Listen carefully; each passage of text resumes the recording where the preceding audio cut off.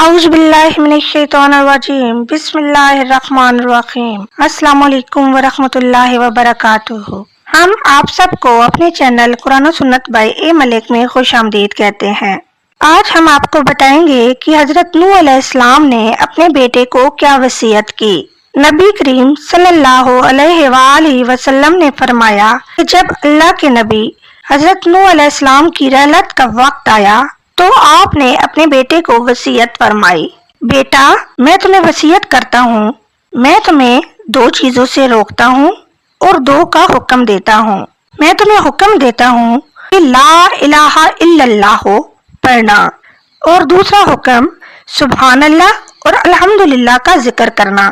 یہ وہ تسبیح ہے جو صبح و شام کائنات میں جاری ہے، انہی کے وسیلے سے تمام مخلوقات کو رزق ملتا ہے۔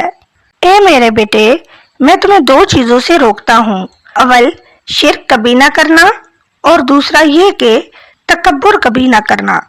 حضرت نوح علیہ السلام کی اس وصیت میں انہوں نے اپنے بیٹے کو 3 قسم کے اذکار کرنے کا حکم دیا۔